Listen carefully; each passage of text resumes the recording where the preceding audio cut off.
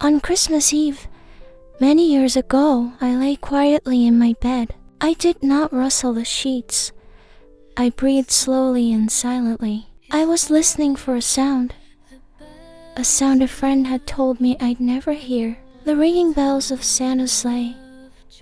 There's no Santa, my friend had insisted, but I knew he was wrong. Late that night I did hear sounds, though not of ringing bells.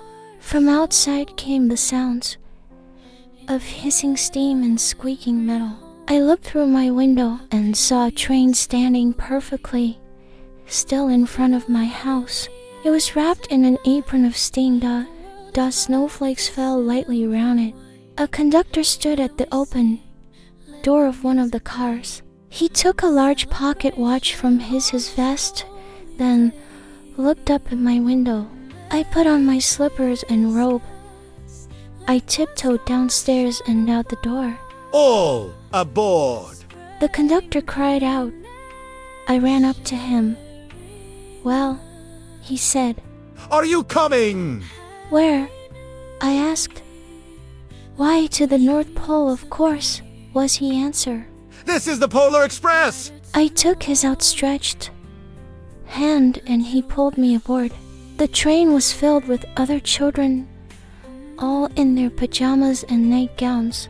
We sang Christmas carols and ate candies with nougat, centers as white as snow. We drank hot cocoa as thick and rich as melted chocolate bars. Outside, the lights of towns and villages flickered in the distance as the Polar Express raced northward. Soon there were no more lights to be seen. We traveled through cold, dark forests where lean wolves roamed and white-tailed rabbits hid from our train as it thundered through the quiet wilderness. We climbed mountains so high it seemed as if we would scrape the moon, but the Polar Express never slowed down.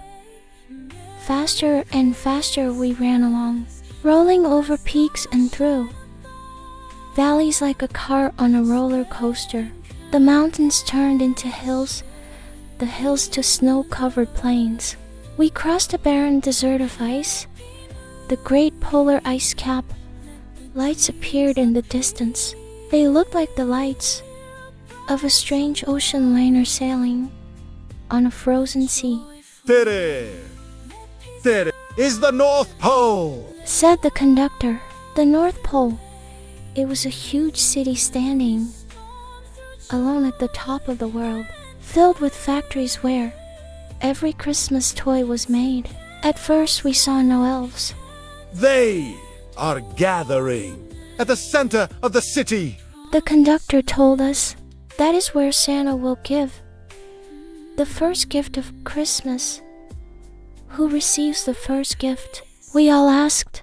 The conductor answered, He will choose one of you. Look, shouted one of the children, the elves.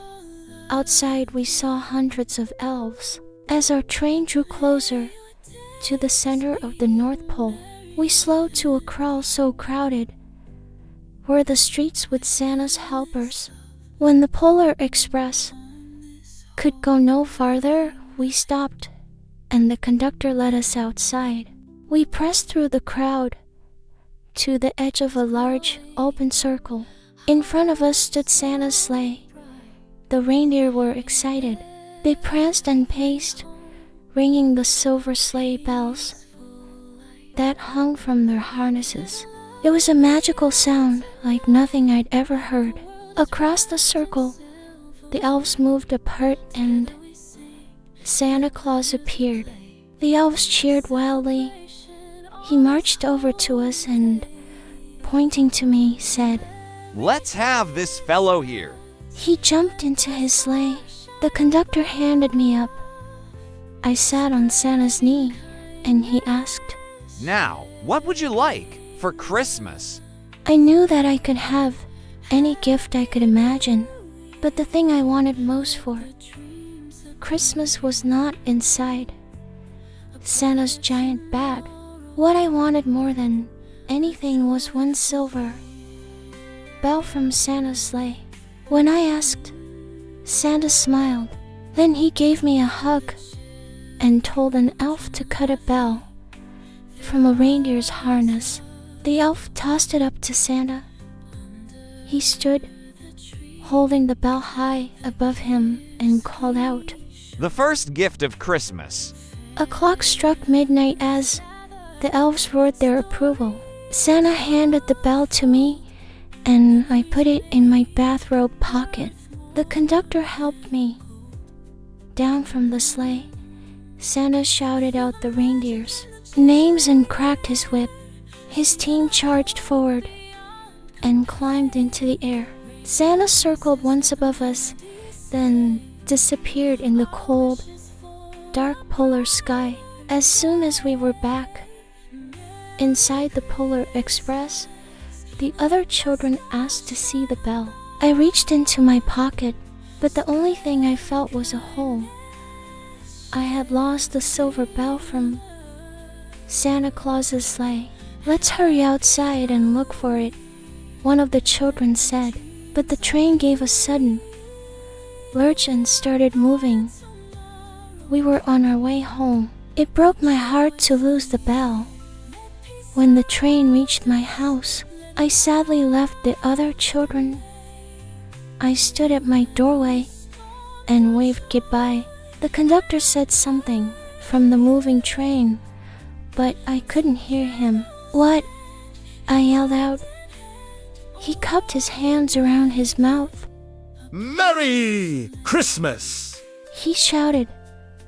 The Polar Express let out a loud blast from its whistle and sped away.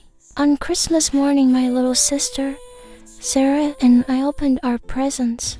When it looked as if everything had been unwrapped, Sarah found one last small box behind the tree.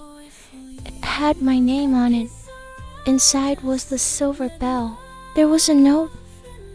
Found this on the seat of my sleigh. Fix that hole in your pocket. Signed, Mr. C. I shook the bell. It made the most beautiful sound my sister and I had ever heard. But my mother said, "Oh, that's too bad." "Yes," said my father, "it's broken."